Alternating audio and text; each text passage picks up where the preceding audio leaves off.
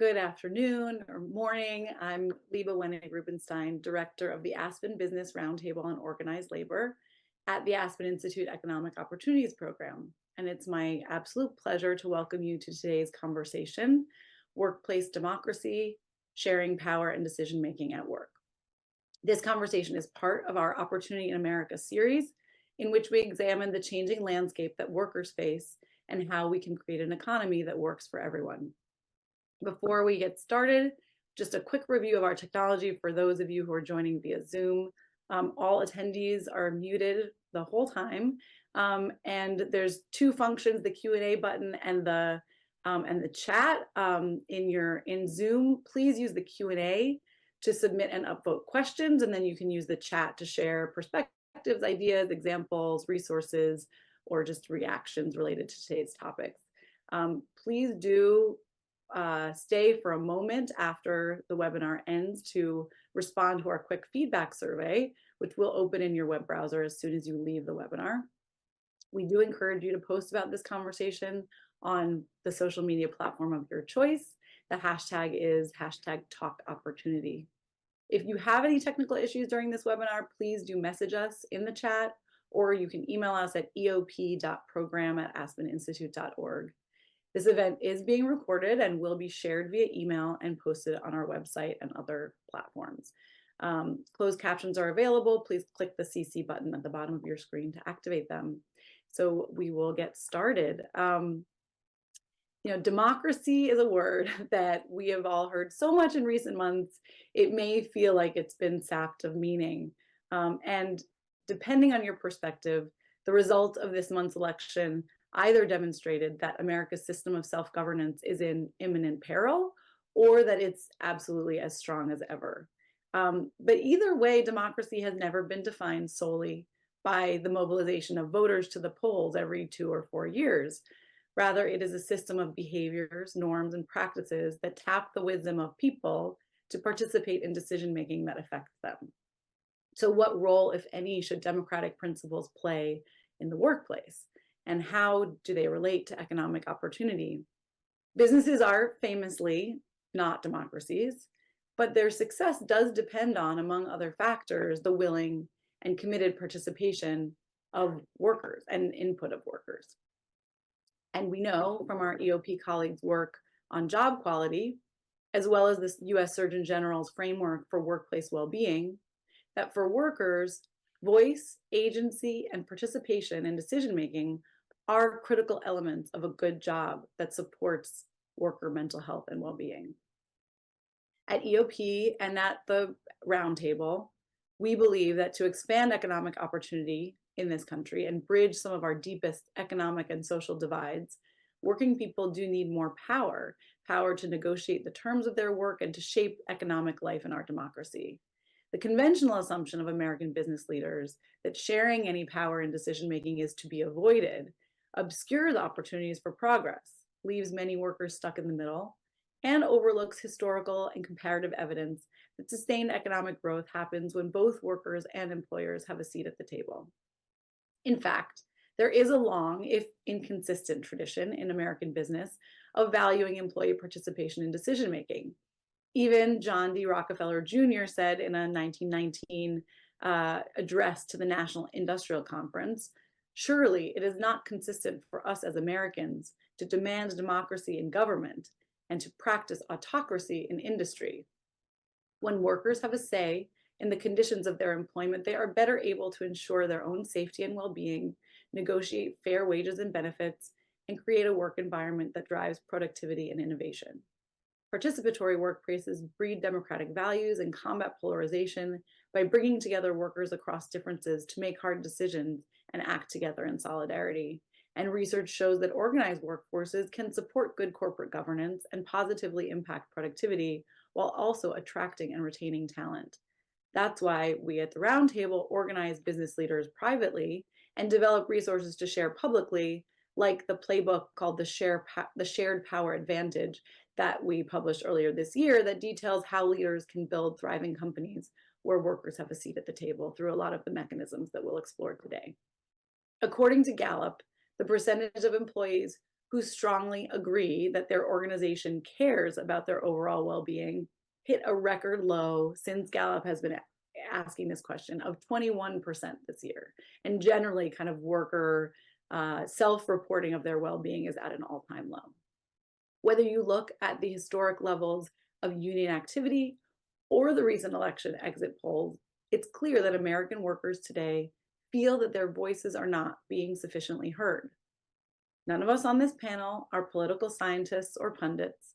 We are not here to interpret the meaning of the election results or speculate about what exactly the operating environment will be for either workers or employers. We can safely say that workplaces are entering a period of change and uncertainty. But in some ways, that's not very new. From the Great Recession and the fissuring of the workplace to Me Too and Black Lives Matter to COVID, the American workplace has experienced a series of disruptions in recent years, and many of these participatory and democratic practices have stood the test of time. If anything, now is a time when the private sector and all employers will be called upon to step up. It will be more important than ever for leaders in the workplace and those advising and coaching them to promote engaging, participatory, and supportive work environments. So today, we've assembled a stellar group of experts to help us understand how democratic mechanisms in the workplace can help address issues facing workers and employers alike, what success looks like, and the barriers and enablers workplaces face. Without further ado, it's my pleasure to introduce our panel. We have Julian McKinley, co-executive director of the Democracy at Work Institute, also known as DAWI. We have Larry Williams, founder and president of Union Base, and Lenore Palladino, an associate professor in the Department of Economics and School of Public Policy at the University of Massachusetts Amherst. So to get started today, I'm going to ask each of you to please introduce yourselves and, if appropriate, your organization, and then please share with us, to kick us off, what from your perspective it means to have a democratic workplace. Is it about specific values or behaviors or systems or outcomes? And why is it important in the big picture for both workers and employers? And we'll kick it off with you, Larry. Thank you. Yes, as you mentioned, my name is Larry Williams Jr. I'm the founder and president of unionbase.com. And I started my career off working at the Teamsters back in 2007. And my career led me to work at the Sierra Club, the largest environmental organization in the United States, as labor coordinator. And there I founded a union, co-founded a union called Progressive Workers Union, or PWU, that represents workers across the nonprofit landscape. Later, I served on several executive positions at nonprofit organizations, and one of which I had unionized staff. So I sort of see it on both sides of the coin in a deep way. Now running Union Base, I work to educate union leaders and employers about the labor movement and try to sort of fill in the gap there, because I think it's a movement that is not very well known in terms of how it works and functions. Our latest initiative, Union Employer, is about working with employers and unions to help workers find union positions and spread awareness about available union jobs. So to answer your question, I believe that democracy in the workplace is about all of the above, those specific values, behaviors, systems, and outcomes. But I do think in practice in the workplace, it means including workers in areas of decision-making that impact employment. Of course, that includes the permissible subjects of bargaining like wages, hours, and working conditions, but also things that employers don't necessarily have to bargain about, such as layoffs and internal policy, as we've seen in the news recently. Thanks so much, Larry. Julian. Yeah, thanks so much, Liba. Just first, let me say, really appreciate the opportunity to be here and talk a little bit about workplace democracy. My name is Julian McKinley. As you said, I'm the co-executive director at Democracy at Work Institute, also known as DAWI. And as an organization, we work to expand access to worker ownership nationally for workers who we describe as being locked out of good jobs and opportunities to own businesses. Specifically, we work to benefit recent immigrants, workers of color, and low-wage workers. And notably, we were started by the U.S. Federation of Worker Cooperatives, which is the national grassroots membership organization for worker co-ops. And we were started to support growth of the field as a whole. So the way that we go about our work is through research, business innovation, education, policy support, and partnership development. And like, regarding, what does workplace democracy mean for us? Worker co-ops they're guided by a set of 7 principles of cooperation. But to avoid sort of reading down a list and sort of getting to the heart of what we do, democracy for us is about shifting power and opportunity to workers who really help create a company's value. It's about creating the terms for workers to make family sustaining wages, to work in safe environments, and for them to determine the future of their work experience. Thanks, Julian. And Lenore, before I let you introduce yourself, I also want to ask, I know that you're not an historian by trade, but as our resident academic, I'd love it if in your introduction you could also take us through some of the history of thinking and practice of workplace democracy in this country. Yeah, great. Well, thanks for having me, and thanks to everyone who's watching right now. It's a tough time for many of us in the United States, and so it's so important, I think, that we think about both political democracy and economic democracy. I'm an associate professor of economics and public policy at the University of Massachusetts Amherst. Like my colleagues on the panel, I come out of both the labor movement and spent some time working as an attorney with worker cooperatives. But the way, I'll just briefly answer your first question, the way I think about democracy, when I was a union organizer, of course, we were organizing around the terms and conditions of employment. But what people who were leaders in the union and leaders in workplaces where they were organizing their coworkers to form new unions, their most important focus was on dignity and respect at work. And I think shifting power in workplaces and shifting power in society are all about dignity and respect for all of us, not just for a few at the top, right? So just a couple anecdotes in terms of our history. I'm not a historian, as you said, but I love talking about the history of workplace democracy and economic democracy more broadly, because there is actually a really rich history in the United States that even many of us who work on progressive economic policy issues aren't aware of, right? And we should know this history to help us, feel more empowered to take action today. So as large corporations became dominant for the first time in the late 1800s and early 1900s, there was actually a tremendous movement for industrial democracy. And what we remember about this is that we got labor law and we got the focus on unions in the United States. But that movement at the time was actually calling for broader participation in the businesses that they were helping strengthen directly. Adolf Burley, for example, who is a leading lawyer and author who many people mistakenly think of as one of the founders of intellectual thought that supports shareholder primacy, actually wrote an article called How Labor Could Control over 100 years ago in 1922. And in his book that's most famous, The Modern Corporation, he called for the social control of business, supporting workers' participation as well as business participation. The militancy of labor at the time led to works councils in different businesses like Filene's and General Electric here in Massachusetts. Fast forward to the 1970s, and we've seen union leadership participating on boards of major auto companies, of pension funds.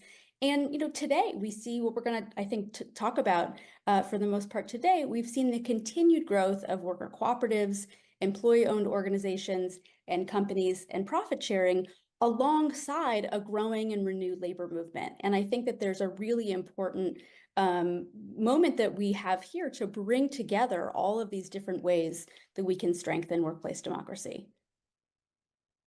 Thank you so much for that history. And I think it's very empowering to be reminded that, the kind of conventional wisdom that governs employment right now is just not definitive in any way.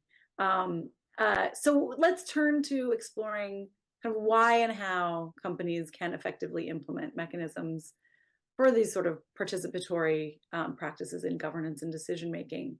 Julian, Dowie, as you said, comes out of the co-op movement, but you do work with firms that follow other models of worker ownership, like employee stock ownership plans. So for those in the audience who are less familiar with employee ownership, Can you please share a little bit more about the different forms and in what ways they both democratize and strengthen workplaces, and kind of who stands to benefit the most from worker ownership in these forms? Yeah, so ownership is a term that's used quite broadly these days, and in part because ownership exists along a spectrum. There, it looks like many different things, and it's something that many Americans are familiar with in some respects. The common denominator, in terms of whatever form you're talking about, is financial benefit that's provided to a set of employees. Most commonly, a select set of employees are awarded company shares or have an opportunity to purchase those shares at a discount. Our focus at Dowie is on firms that have what we call broad-based ownership. So ownership of businesses that is shared throughout the business, and that include elements of workplace participation. The most common form in which this shows up is in employee stock ownership plans, as you mentioned, but also employee-owned trusts and worker cooperatives. And so each of these forms include financial benefit to workers, which is tied directly to business performance. So if a business does well, employees see the value of their shares rise. If a business struggles, the financial benefit that's provided to workers is then negatively impacted. In each of these business types, there are sort of varying degrees of participation that make sense for them. ESOPs that are participatory, for example, they may provide employees an opportunity to have say in whether or not the business is sold, and to whom it's sold. They may also have a representative of their employee base on the board of directors, for example. They may also and frequently share information about the business, so financial information, to help people understand their place within in the business and how they contribute to its overall success. Worker co-ops, which are on the far end of the spectrum, are businesses that are fully owned and controlled by their workers. So they collectively decide what happens to business profits annually. They certainly elect the board of directors, and those directors are elected from the members within the business. They might collectively also determine changes in company strategy and things like that. So there's certainly a wide range of opportunities and ways that it shows up in businesses that we would call democratic. Thanks so much, Julian. Larry, I'll turn to you. You've been both a union organizer and a union employer. Can you talk about the role of worker participation in different phases of the unionization and labor management partnership process, and what case you can make to employers that unions can be valuable partners precisely because of their democratic nature? Sure. Funny enough, I've actually served as, a steward and, various positions in a union, from the president to the steward. And so you have different levels of engagement that sort of give you the full scope. And the early phases of a unionizing campaign can be very scary for workers who are organizing. They're not sure how the employer is going to react. Are they going to support their efforts? Are they going to get pushback? And then there's the legal framework that both the employer and the union operate in that can be conducive to workers feeling a little bit more fearful about what will happen because there's not many protections. And so once the declaration of a union actually happens and it's out there, there is a choice by the employer. Do they want to step up and show support for the workers, or do they want to drag them through the long, often contentious process that could damage the relationship between them and management? So it's key to remember for management that the unions and employers, I should say, employer staff are made up of humans. And the process, even though it can be a bit inhumane, if you choose to be humane in that process, you can allow that process to define how democracy will live within the organization. If you start with humanity, I believe the rest will figure itself out. Having been in very contentious union battles that took us to 3 o'clock in the morning, walking away from the table, almost being a strike, to having great relationship with human resources leaders now that I'll DM them on LinkedIn and say, I'm really glad about what we built and how long it's withstood the test of time. And I can see, workers' lives benefiting from that. So I do believe if both sides enter unionization and bargaining process from a place of humility and assuming the best instead of assuming the worst, then progress is possible. And then lastly, I say, having been on both sides, I've seen management groups accept unionization and do a great job of supporting their workers and getting a positive outcome as a result. And I have been on management teams that have been led by bad advice as well, where you get the anti-union lawyer and you're spending $1,000 an hour for them just to tell you to basically stonewall your workers, and you can kind of expect where that goes. On the other side, when I've been an executive, I basically told a board of mine, after the workers declared they wanted a union, I emailed each board member individually, and I said, according to my experiences in unions, what you should do is accept this unionization immediately. I got, I believe, 10 out of 10 board members to accept without condition, and myself as well, and got back to them really quickly. That way, there was no space for there to be limbo where the workers are really scared about what's going to happen. And I, let the board members know if there were any questions they had, they could come to me, and we could also seek counsel as well. So there's a lot of things that you can do to make your workers excited about the process and happy about the process. Thanks, Larry. Lenore, you have argued in a lot of your work that board level co-determination, that is worker representation on boards, should be adopted more widely in the US. Can you tell us a little bit what this looks like in countries where it's already a well-established practice? And then are there any notable examples in this country, and kind of what your work suggests an American version of the model might look like? Yeah, those are great questions. Thank you. So, there's many companies that make sense to be employee owned or to be worker cooperatives. Some of our largest companies, though, I think that's a ways down the road, let's say. And I think there's a lot of room to empower workers to participate in the actual decision making within companies right now. So when we should step back for a minute and think about, what is a corporation? It's an entity that's supposed to be productive and innovative in producing its goods and services to meet the needs and wants of society, right, of consumers. We have this paradigm in the United States of shareholder primacy, which tells us that the only decision makers within a company, within corporate governance, should be shareholders. When in fact, shareholders in modern day, especially when we hold shares through index funds, through asset managers, shareholders have the least to do in many cases with any given company. And it's the workforce and the management of the company that really are the ones that make decisions that either cause the company to innovate and grow or to fail. And so I think worker participation on corporate boards is one structural way to make sure that the people who usually know the most about how companies are producing and how they could innovate are participating in the business process. This is, it's important for me to say, this is, a complement to unionization and collective bargaining, where workers are organizing around the terms and conditions of employment. That should, stay as it is. And worker participation on boards is a way to increase worker voice in the overall course of the business.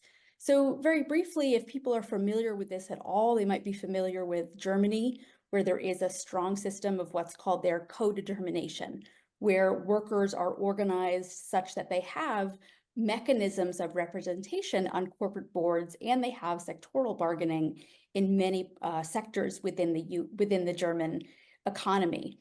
Co-determination has worked well in terms of improving productivity, improving many of the conditions in Germany, though certainly not perfect, right? None of the innovations we talk about will be magic silver bullets.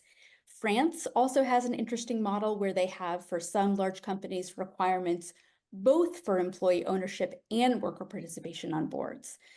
There's other models around the world.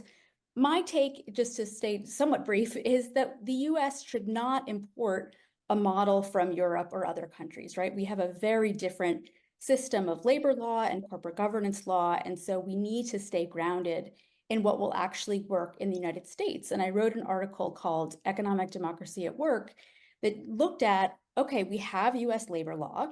We need to actually hold on to, I believe, the prohibitions in US labor law on what are called company unions, right? Unions that are dominated by management that don't actually serve worker interests. But some of those prohibitions that developed that are important around prohibiting company unions have kept us from actually enabling workers to have a collective voice on corporate boards. So what I was thinking about, and many other advocates and organizers and scholars before me have thought about, is how can worker representation on boards be authentically representative So it has an organizational structure such that you're not just having one person elected to a board and they're there by themselves, right? Not representing anybody. How do we do that within US labor law? I think is one really good question, and I propose some different mechanisms in the piece. And then I also think that there's other ideas developing that are, being talked about in forums like this about reforming the compensation committees specifically on boards so that there's consideration of overall workplace issues and participation at minimum in an advisory role by workers, even if not in a voting capacity. I also think that the models that have been developed at the scale of worker cooperatives and employee-owned businesses can teach us a lot about what might work at the larger scale at some of our largest businesses. And we should continue to learn from those models and try different innovations at the large corporate level. Thanks, Lenore. And I'll just say, we have a member of our roundtable who has, I think, the third year of an experiment with an employee representative on their board. It's a software company called Honeycomb. They already have profit sharing, as is, pretty standard in the tech industry.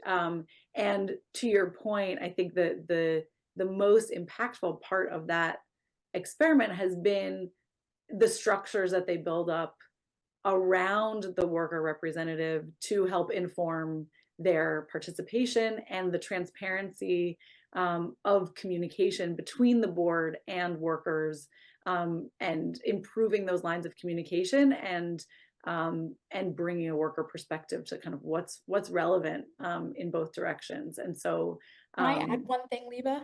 Yeah, please. That I thought of when you were speaking as well. We lived through the pandemic, we lived through the COVID-19 era, and we saw in that time, I think, a real missed opportunity for workers to participate in the discussions that their companies were having, particularly around workplace safety and health, right? So within US labor law, there is room for workers to form committees to discuss with management how to improve safety and health in the workplace. And if we had had those types of standing relationships, we could have seen, especially in a lot of our businesses that had essential workers who were at work every day in the very early parts of the pandemic, before we had the vaccine and everything.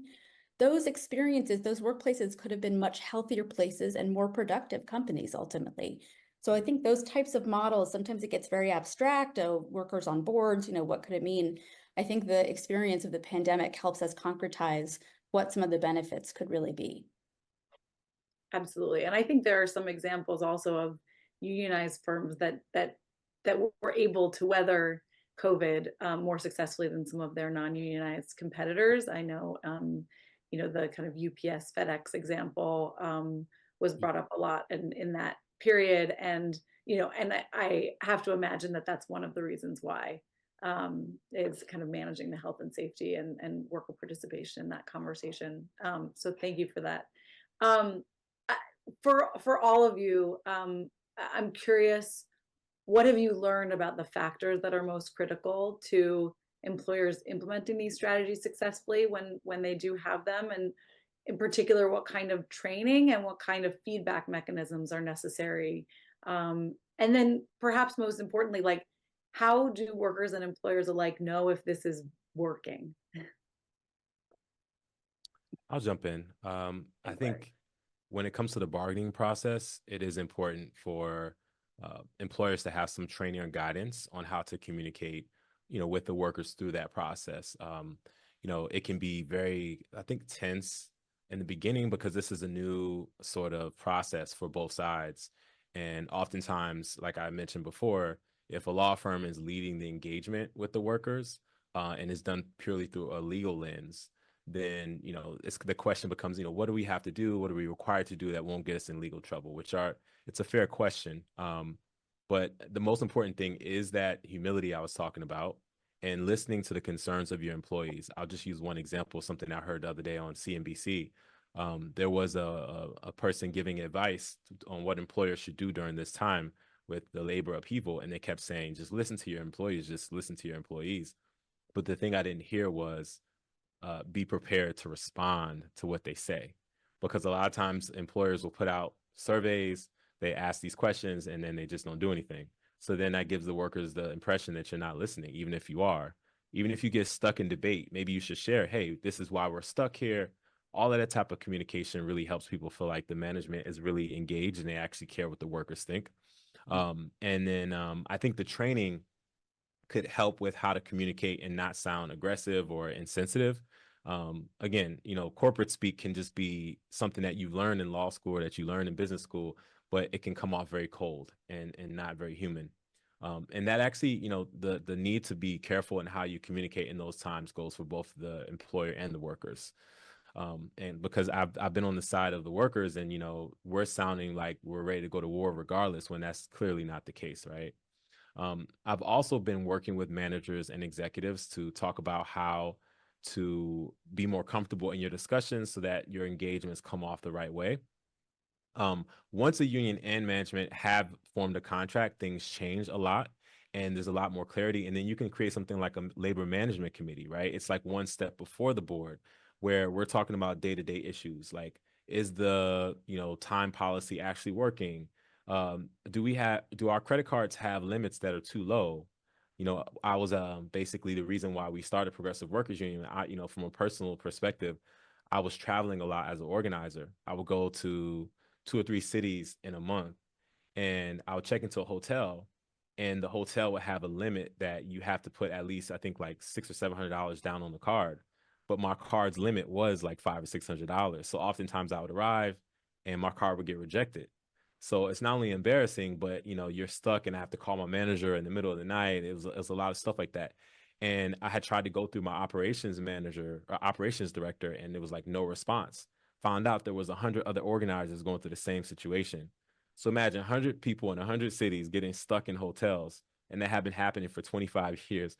So we brought that issue to the labor management committee, and the issue was fixed like overnight. Our limits were increased because we realized when we put our heads together, you're only risking $1,000 or $2,000 that, let's say that the person overspends or something like that. And when that happens, then you can reduce it. But you have to have a way to actually have the communication, regular meetings between union leaders, mid-level managers, and in some cases, senior management allow you to fix problems before they become major problems. Yeah. So just to jump in on that, I think that that's such a great example of what's possible when employees across a business are really able to contribute to decision making, shed light on kind of like what their work experience is, and create efficiencies where otherwise, it would go overlooked. I think the way that I like to think about it from an employee ownership standpoint is, if I am a worker who's making $17 an hour and I'm living paycheck to paycheck, lots of times my focus, what's important to me isn't necessarily going to be aligned with the business just inherently. I'm really thinking about how do I clock in and clock out and do my work and collect my paycheck and do my work to the extent that my supervisor is not breathing down my neck. And I might, particularly around like the holiday season, look forward to the potential of overtime pay because that week groceries are going to be less expensive or easier to afford. Might be able to afford some extra gifts during Christmas time. Whereas for the business, efficiency and productivity is really number one. And so in the absence of efficiency and productivity, I may think about needing to increase managerial oversight. My costs are going to go up, and I'm thinking workers aren't really doing their job, and that's not the case. But if I'm able to support the worker who's making $17 an hour to understand from a day-to-day how their individual tasks contribute to the company's success overall, and just as an added benefit, show how that increased productivity will benefit them financially, that worker really becomes fully invested and begins to, I think, make some of the observations that Larry identified and say, these are some of the critical challenges that I'm seeing on the job every single day. My manager probably doesn't see it, but this is something that will really improve our entire performance. So I think that's a great example. A bigger picture, when we're thinking about employee ownership and what it looks like to create a democratic workplace, we think about it as building the foundation of a house. And so there are 4 corner posts that are needed when you build a house. You need a strong foundation, right? And those corner posts for us are sharing money, sharing information, sharing power, and developing people. Each of these elements requires a commitment to positioning workers to contribute to decision making, but also to think about how do we help them build the skills so that they understand what's going on within the business. So that's where you see that overlap in terms of sharing the information in an effective way, sharing power. That's an opportunity to give. That's an opportunity to have my voice contribute to outcomes, and then developing the skills within people. From a like the business's standpoint, you got to think about, and this goes to, I guess, your question, Liba, about how do you measure it and, how do you approach it? Number one is that it takes time, right? You're not going to, I think, change the culture overnight. Lots of workers have no idea how to read a financial statement, so you've got to help them build those skills, understand how to read it, create language where folks really can sort of connect with it. And there are, I think, a couple of examples of how to do this well. I think open book management is a really common practice to begin to share financial information with workers to train them and bring them along the pathway from that helps them connect the dots between their individual tasks and the business outcomes.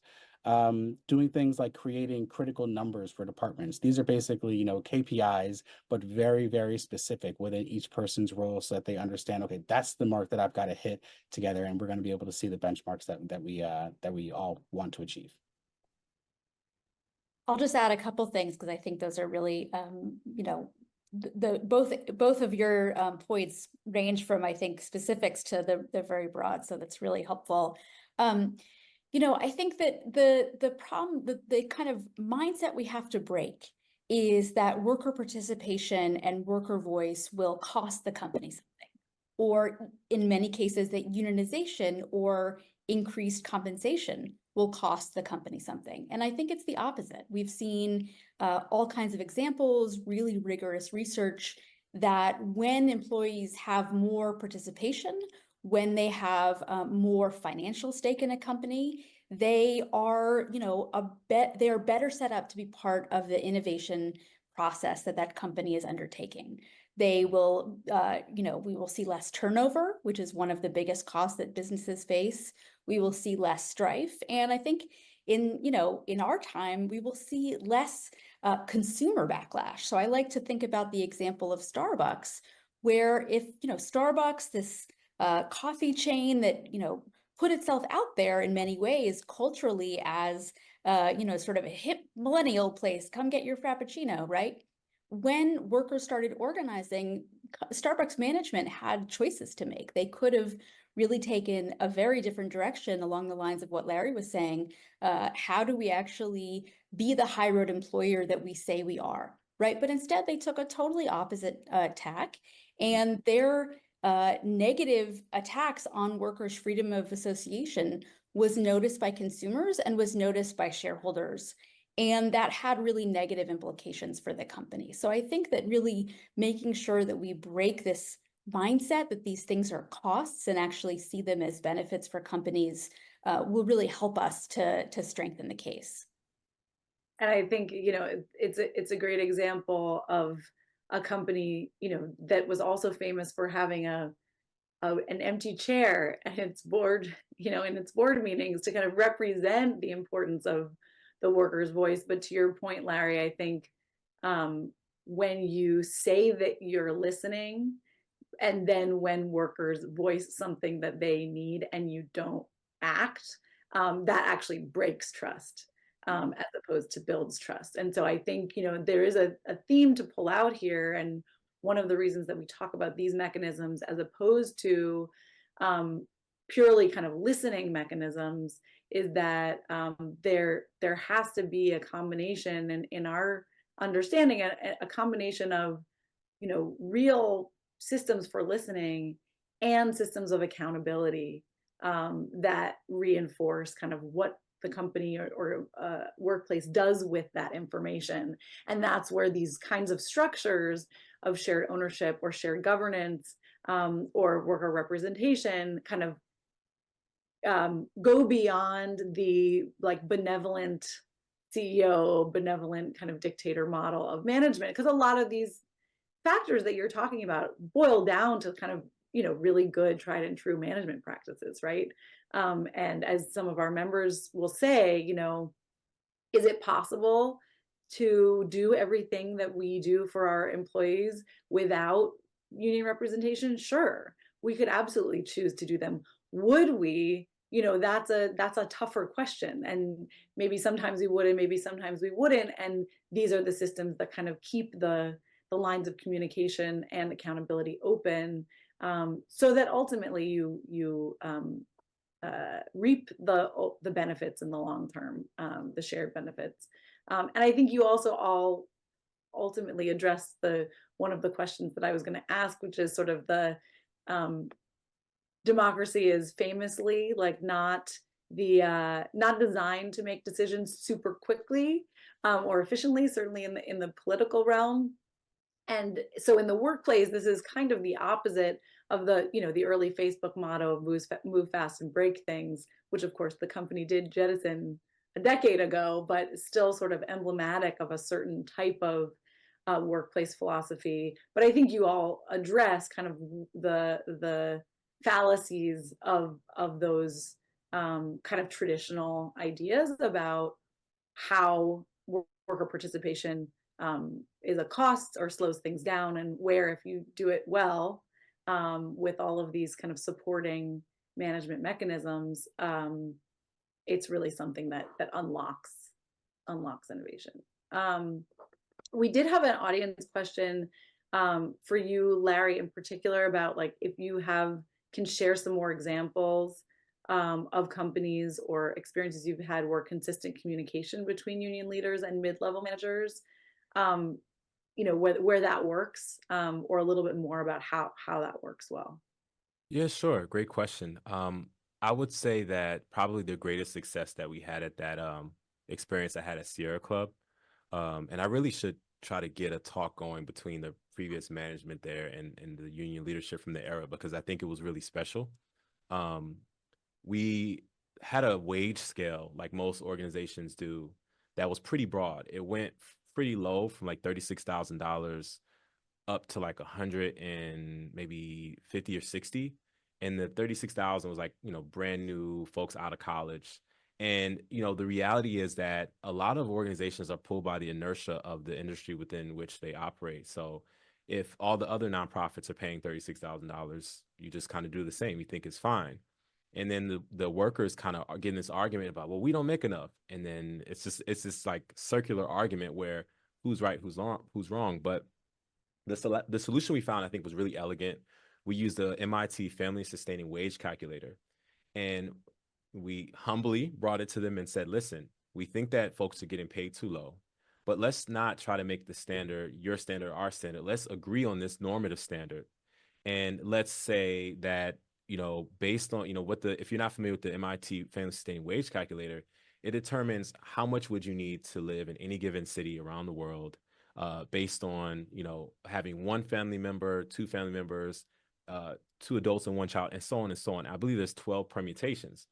And we tried to pick what we thought was a generous example. So an adult with like 3 children saying, hey, everybody should be able to have at least one child, but if you have 3, you should be able to take care of it. Well, Sierra Club went even further than that and said, listen, we're going to average together the 12 permutations, because no matter what type of family you have, you should be able to care for your kids and yourselves. And we're going to apply that across our national staff, which is, if you know, Sierra Club is a massive organization with lots of local chapters, has 2 headquarters, one in California, one in DC. So that meant that our wage scale went from $36,000 floor to like $55,000. All these people instantly got raises. And then a lot of people who were not in the union at the chapter, this took a lot of negotiation, but they ended up getting unionization for the first time. And that meant them having benefits and things that they never had before. So very complicated organization, and it's sort of a niche example, but I think that applies to any organization that listens to their workers. And one more really quick example, we always talk about, hey, can workers do this without a union? Think about all the changes that have happened in the United States in the last, I'd say, 10 years since the labor movement has really made a resurgence. $15 an hour is now the minimum wage in many states. That didn't just start by chance. That was because SEIU started a campaign called Fight for 15, and now this is the standard. So my challenge to these employers is, if you can do it without a union, please absolutely do it. But if you can't, then you should consider just supporting your workers when they want to unionize and then working with them. Well, and fun fact, Fight for 15 actually started, the campaign started as Fight for 15 and a union.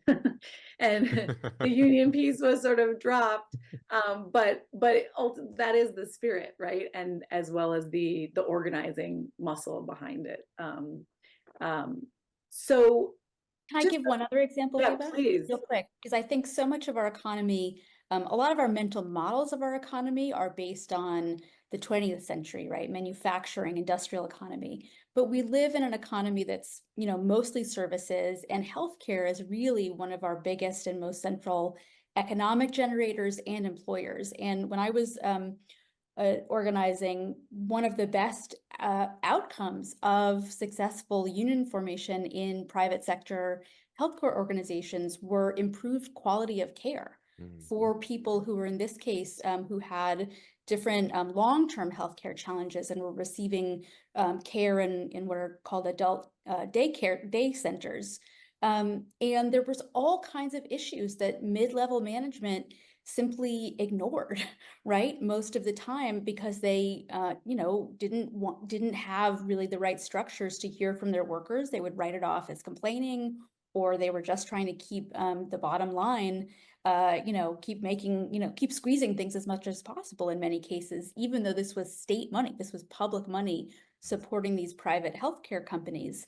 And the union structure really enabled workers to come together and say, we have a clear answer to how to solve some of the problems that are affecting both us as workers, but also affecting the quality of care for the people who we are taking care of for, 8, 12 hours a day. And I think that that's a really important example as our economy continues to grow in healthcare and in education and other service sectors of the economy. We need to keep in mind that often these are human services where the output, as economists would put it, is also a human being. And so that union relationship with middle management a lot of the time can actually benefit everyone.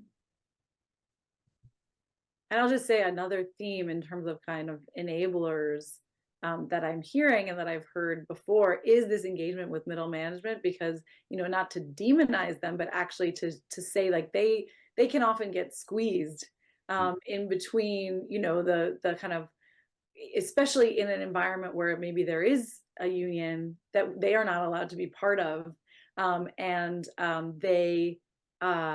think engaging them and helping empower them in their role in this relationship is so important. And that's where training comes in, and that's where communication comes in, and committees, because they may feel like their measures of success coming from above are really different from what the workforce is asking for. And so they play a really important role in harmonizing, and they need to be supported in a number of ways in order to realize these benefits that we're talking about. So a couple of sort of closing-ish questions before we get to really open it up to the audience. It has been said that the workplace is one of the few remaining spaces where Americans interact and build relationships across difference.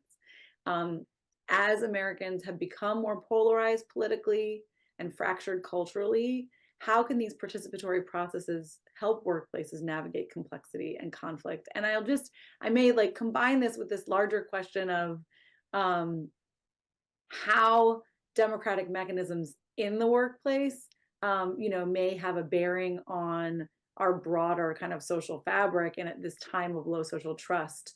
And I think those two are really related. So it's a bit of a leading question, but I'd love to hear what, in your experience, kind of how these dynamics interplay. Yeah. So this question is coming up a lot lately. No surprise, right? But I think when we look at worker co-op, so we published about a year ago the first study on individual workers within worker cooperatives to understand their individual experiences in comparison to their experience at a non-worker owned company. And one of the things that we saw was that workers within worker cooperatives often they tend to vote at much higher rates particularly during the midterm elections, like, more than 20%, the rate of the general population. And what it tells us is that workers who are building the muscles of democracy every single day, they really begin to understand the value of their voice.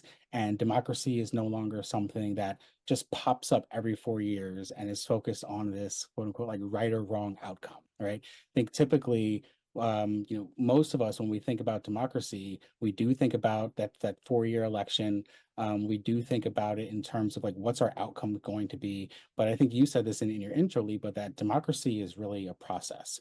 It's about being able to develop, to trust, and to practice in these structures of engagement that allow us to listen to other people and to understand what's important to them, to have our voice heard, to collectively make a decision together and understand that the outcome is determined collectively and it's for the greater good. So one of the biggest things that I'm beginning to think about is, how do we really emphasize democracy being a process again, as opposed to this, a game that just has a win or lose at the end of it. Thank you. Yeah, and I'll add on to that. That's very much along the lines of what I was thinking, and no surprise, 2 weeks out from a presidential election, we're thinking about this. But I think, because we have in the United States two dominant parties, we forget that actually there can be, pluralistic outcomes. Democracy is messy. And I think the more that you practice that in your daily life, and where do we spend most of our time in our lives? At our workplace, right? So the more that we're having these experiences of, the messy process of democracy, I think the more we will participate in political democracy from the federal, level all the way down. And there's a lot of, rigorous scholarly evidence that has shown that people who are members of unions vote more frequently, as Julian said, in midterms, but across all kinds of different metrics. I think there's a lot of evidence from around the world that, institutions, right? Participatory institutions, when people belong to them, whether it be a more participatory political party or a union or other social organizations, the more that they, feel a sense of trust that the society, even if it's, broken in many ways or not working for them perfectly, that people are going towards the same goals. And I think, we have such a dramatic situation right now in the United States of fracturing, of polarization. I think that these types of practices, in many ways, because trust in government is so low, it's actually it's even more important for businesses to lead and for leaders of businesses to say, I'm not going to follow the old playbook of hiring the union busting consultant or of ignoring, what workers are saying about conditions, in the workplace. I'm actually going to take a different approach because we actually need to kind of reset our social norms around discussion, around participation, around democratic deliberation. So I'm, though there's a lot of challenges, I think all of the examples that we're talking about today do give us kind of a roadmap of how to start to, rebuild some of that trust. Really good answer. I think I see it both from the employer perspective and the union perspective or the worker perspective. I think from an employer perspective, I like to know exactly how much I'm spending on labor year over year. And if you have a unionized workforce, that's pretty clear. I know that I'm not going to have a lot of turnover, right? Because folks are pretty much better taken care of because they have input. And I know if there's conflicts that are sort of member to member, worker to worker, then the union is likely going to have a hand in being a conflict resolution system, or I'll have a system between myself and the union to solve problems. Whereas if there isn't, it's sort of a free for all and it's all on the employer to solve it. I think from the union side, I mean, this is really the reason why I fell in love with the labor movement, 15 years ago, was the first time I ever saw people coming together over something that wasn't, surface level, we're the same gender, we're the same age or whatever, was working at a union and being in a union. There's a interview I did, it's on my channel actually on YouTube, where they went before the election and they were asking everyone who they were voting for. And let me tell you, it was a very, very diverse local union. You had people from all ages and races in that room, and they were voting for different people. But guess what? They were sitting in the same room together. And since COVID, that's the one thing you never see is everybody coming together and just being a family. So that's how I see it. Thank you. It's a little bit along these lines, but maybe less rosy. And I'll direct this to you, Lenore, and then anyone else is welcome to chime in. So much of your work, including your forthcoming book, which you should mention, is focused on public policy, and how policy can shape corporate governance to make companies more accountable to and their decision making more inclusive of workers and other stakeholders. So there are some questions in the audience, and something I think we just have to address, which is like, we are unlikely to see federal policy move in this direction in the next 4 years. Although, there is bipartisan support for employee ownership, so maybe you can speak to that a bit. But Americans did vote for worker-friendly policies at the state and local levels at the same time in this election. And so I'm curious what you see as sort of bright spots for advancing workplace democracy through public policy, and what policy models are out there that could be adopted at the state and local level to help bring these mechanisms to scale. Yeah, it's a great question. And I think that the answer really is state and local in this period of time. And just to step back, it's important to remember that one of the ways in which the US is different than a lot of other countries is we have, this very decentralized government in which lots and lots of power is centered in states and even municipalities. And so that includes our corporate governance structure. People might not be aware of this, but we don't have federal corporate law, right? We have state corporate law. Most large corporations in the United States are incorporated in the state of Delaware that has less than 1 million residents, because that's a state that over time, for historical reasons, has become the most business-friendly state to incorporate. So I think that, on the one hand, I have a book called Good Company: Economic Policy After Shareholder Primacy that looks at the history of shareholder primacy, but then mainly focuses on what kinds of policy measures supporting worker participation on board, supporting employee ownership, changing board fiduciary duty to be towards the entire company rather than just to shareholders. Many of those policies would necessarily, in some cases, need to be federal.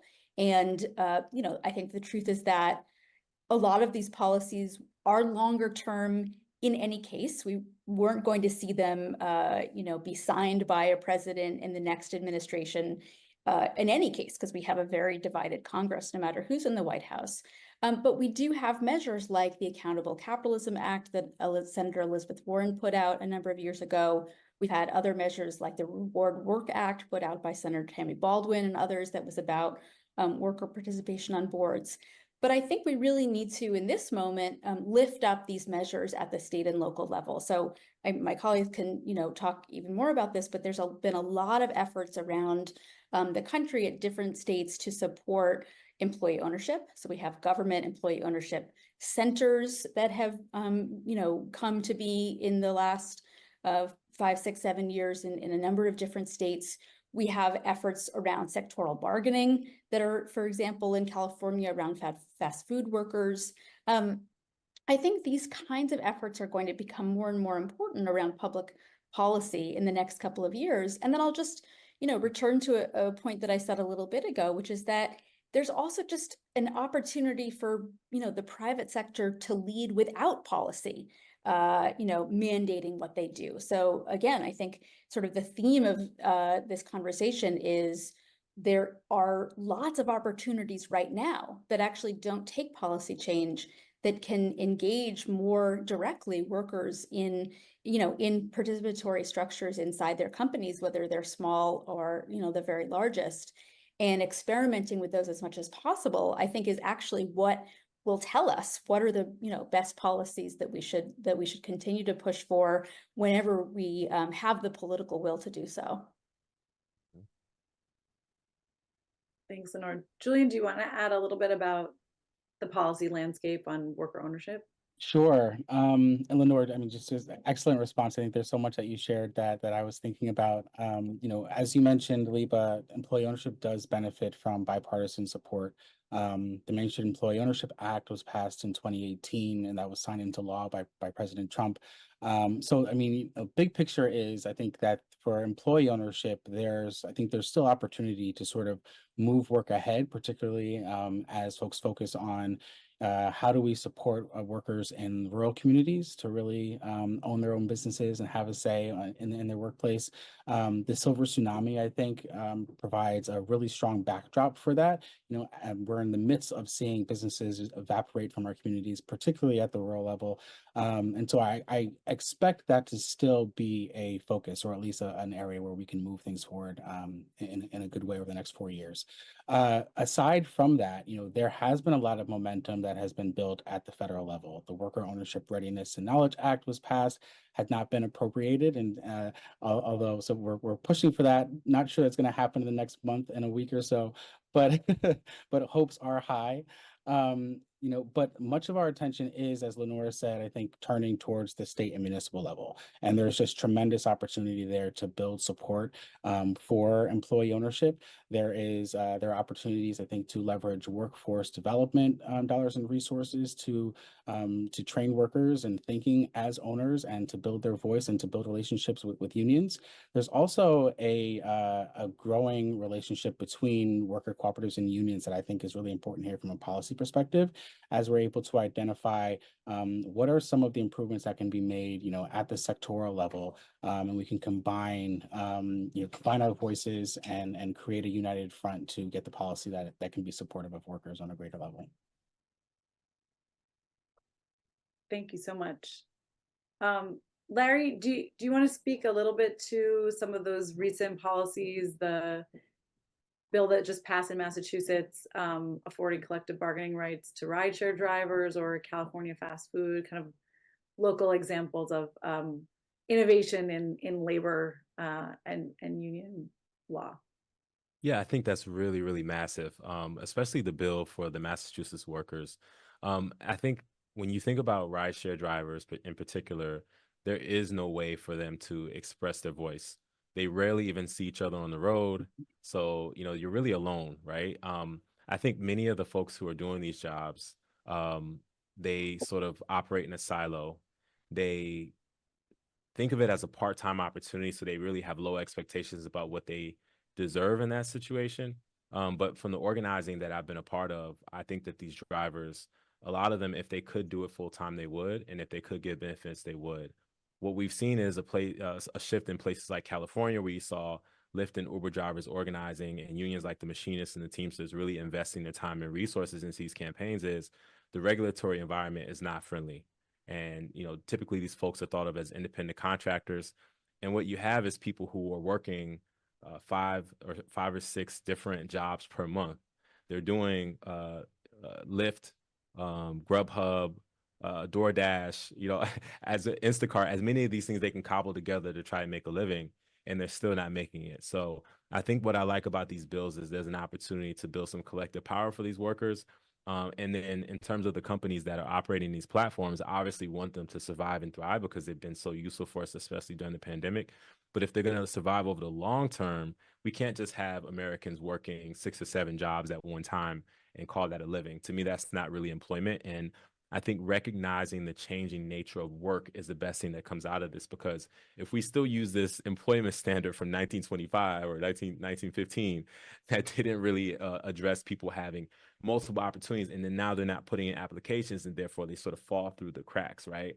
So to me, it's sort of a future of work conversation, and I'm glad that we're trying to address it state by state, and hopefully I think we can do it nationally at some point.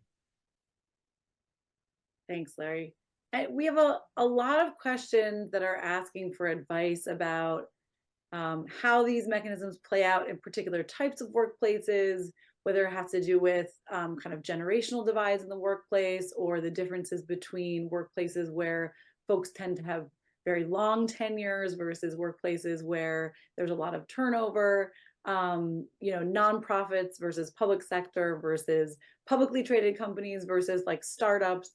And I think I mean, I'm certainly curious if you want to speak to any of those in particular, but rather than trying to use the few minutes we have left to go through each case, I'm curious if you have some takeaways for folks about, because we're in this sort of like voluntary, in most cases, in this kind of voluntary implementation zone, to your point, Lenore, about kind of the opportunity for workplaces to lead and be ahead of policy. What are the considerations that individual, like that employers should keep in mind about which forms might be right for them, and maybe what resources are out there to help them navigate that decision tree when it comes to like wanting to support this principle of workplace democracy and trying to understand which forms might be right, right and wrong for their own workplaces. Julian, do you want to start? Sure. You know, one of the things that is becoming increasingly apparent to us, as you know, as you said, Liba, we work with a variety of firms, from worker co-ops to ESOPs with democratic workplace practices. You know, one of, I think, the core learnings that we have is, before you can even go to thinking about, you know, what structures and decisions are really a fit for our business, you've really got to make sure that your workers' basic needs are met. Like, do they have the wages that they deserve and are contributing in terms of creating and contributing to company value? Do they have access to the benefits that they really need to support their families? Without that, workers are not interested in whether or not I can have a seat on the board. So that, I think, is step number one. Beyond that, I think there are a number of resources out there that can help a business think about, and when I say business, I'm thinking about for-profit and nonprofit, because DAWI, we have membership as a nonprofit, and so our workers, they can become a member, they sit on committees and create policy.